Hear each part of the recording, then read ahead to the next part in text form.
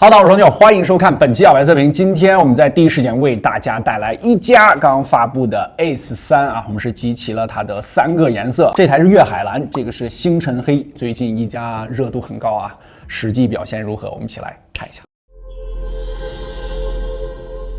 当大家看到这期视频的时候，应该是刚刚过完元旦啊，准备在新年左右换新机的小伙伴可以扣波1啊。这儿还有一台，这次它的主打色啊叫明沙金。这个颜色很特别，这个金色第一眼让我想起来之前三星的那个旗舰，它其实有一点铜金色的感觉，然后还让我想到了这个女生有很多首饰，那个颜色叫玫瑰金，掺杂进去了一点点，而且光打上去的时候，这个下半部分呢，它会有一个深色映上来，这个颜色相对来说确实更显精致感。当然，可能有一些男生不太好接受这种偏粉一点的金色啊，可能女生拿着确实更有气质一些。100瓦 SuperVOOC 的充电系，然后 A2C 的一个数据线。颜色方面，金蓝黑，你喜欢哪一个？可以评论弹幕一下啊。这次我个人可能更倾向于黑色一点点啊，因为它做了一个淡淡的磨砂工艺，而且一体性要更强一些。这个蓝色和金色呢，全部都是光面的，但如果论最特别的话，这个金色确实非常的亮眼啊。这个蓝色呢，饱和度调的也是偏高一些啊，比较青春活力。背部 ID 上，一加的家族式设计就不再多说了啊。这次它的镜头模组凸起是非常小的，但是也有原因，后面我们会聊到。凸起的这个边缘呢，也做了类似于钟表刻度纹的那个处理，但是相对于它的大哥们啊，这个精致感呢肯定是要稍微差一些意思的。今年质感方面，一加确实下了功夫啊，这一台也是全系的玻璃背板，全系的金属中框。屏幕方面呢，它依然采用的是一个曲面屏。Ace 3这台的这个曲率呢，其实还不算小啊，尤其是在浅色界面的时候，这个两侧偏绿偏暗的问题呢，还是相对明显一些的。关于曲面屏和直屏，这个就是萝卜青菜各有所爱了啊。顶部和底部呢没有做微曲的处理啊，全部都是直的。整个机的手感呢，因为全部都做了圆弧的处理啊，还是不错的。207克啊，虽然过了200克，但是我让工作室的几个小伙伴们都拿了一下，包括女生啊，都觉得还 OK 啊。8.8毫米的厚度，因为它的这个曲率弧度比较大嘛，所以视觉上的减薄作用起的还是比较明显的。6.78英寸来自京东方的一块 1.5K 的屏幕，它的 PPI 呢是450。性能方面是这个单位的标配啊，8x4的这套组合，骁龙的8 Gen 2数据库走起。虽然是8 Gen 2的8x4组合啊，但是性能放到现在也是肯定够用的啊。作为老朋友，直面跑分我们就不多展开了，直接看落地。经过1年调教上有没有提升啊？首先来看低负载的王者120帧高清画质下，帧率平均120.3帧跑满了。这个环节我们主要看的是功耗和温度表现。功耗3.5瓦，在8 Gen 2的机型中啊，这个表现还挺突出的啊。这机身最高是38.8摄氏度，这体感上呢只有一些温热。压力更大的原神，大部分场景帧率都能稳定到60。不过在模型压力较大的须弥城啊，也就是帧率曲线16分钟这个部分啊，一加 Ace 3出现了一定的波动啊，体验上有一点小卡顿。数据库半小时模型跑下来，平均是59.5帧啊，也是接近跑满了，不过它有提帧的情况啊。当然功耗表现也不错啊，5.4瓦，这次天宫散热表现也 OK， 机身最高是44.7摄氏度啊，没有过45。最后数据库性能测试压力最大的星铁，从帧率曲线上不难看出8 Gen 2肯定还是有一些吃力的啊，尤其是长乐天的极限压力场景，帧率出现了比较频繁的波动。不过半小时平均帧率呢也到了57.6帧啊，这个数值在横向对比机型中还是挺亮眼的啊，高了10帧左右啊。不过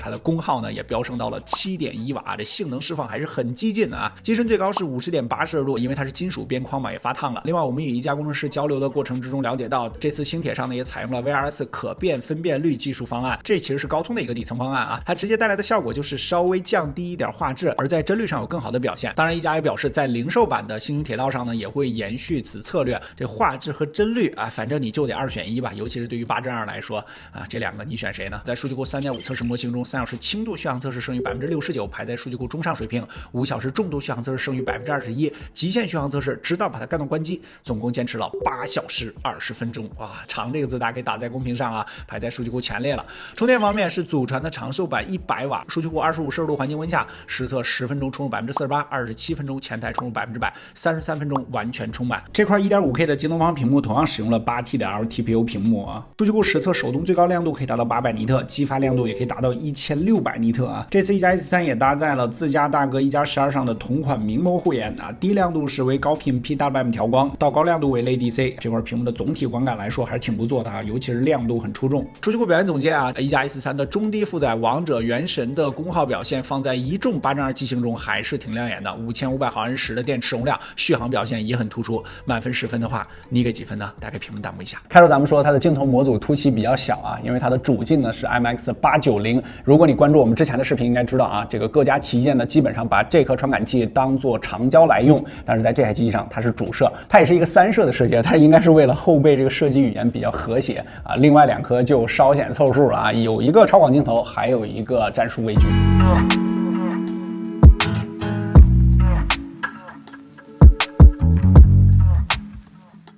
影像硬件称不上顶级啊，那就只能在算法上下功夫了。在白天镜头表现还可以啊，一加这次整体的色彩风格是偏淡一些的啊，像这个木椅，主观上质感就要欠佳一些，相对于其他3台少了一些阳光洒下去那种慵懒的感觉。与自家的大哥一加12相比，由于哈苏的缺席，在部分场景下的氛围感啊、光影感啊都要欠缺一些。部分场景的白平衡，目前我们体验这个版本稳定性也还有待提高啊。注意看这张贴纸，它的整体会有一些泛白的情况，放大看后面的玻璃 A3。这边呢就给拍成了蓝色，还有像这个黄色的机 A3 的表现呢就会有一些偏白，观感有待提高。来到室内，像这只毛绒的机没有过分的锐化啊，观感还是不错的。现在很火的 Lopi A3 拍出来就粉粉嫩嫩的啊，让人不自觉的想买一个送给女朋友。到了晚上啊，白天偏淡偏真实的色彩风格依旧延续，例如这个烧烤摊啊，这个人偶观感都还是不错的。同时在一些有较亮主体的场景中，在保证主体物的情况下，暗处细节的保留也还不错啊，值得夸奖。比如像这组橙黄色的小灯箱，影像主观2个字总结一下，够用。不管是白天还是夜晚啊，与2位大哥一加12和红米 K70 Pro 还是有差距的。部分场景凭借算法呢，可以说是有来有回，而和同级别的 iQOO Neo 9表现相比，则是拉不开什么明显的差距。毕竟价格摆在这儿嘛，作为一部性价比的手机，影像总体符合我们的预期。细节配置方面呢 ，WiFi 7、红外、FC、XO 震动马达全部都有啊，这个配置还是比较满的啊。ID 的一些细节上呢，再提醒大家一下，就是它顶部和底部呢，全部都做了削平的处理，所以说这台机器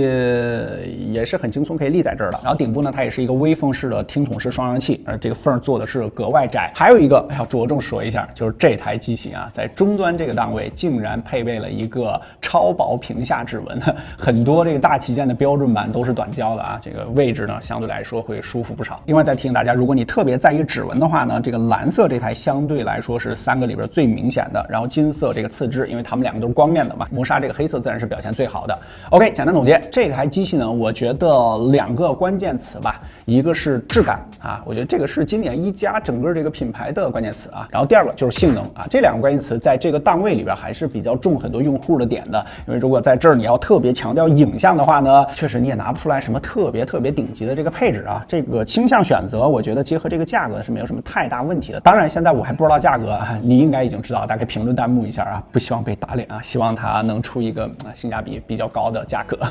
总体的配置上呢还是比较全面的，如果预算就是3000以内2000多块钱，那么这台机器呢是值得关注一下的。OK 啊，本期视频出现的所有实测数据我们都已经更新到了小白测评数据库小程序，你可以随时随地免费查看，和它同价位的机型做免费对比。如果觉得本期片子对你产生了一点帮助，记得在下方给我们点个赞，特别感谢。更多人精彩，大家全网搜索关注小白测评，我是念，我们下期视频再见，拜拜。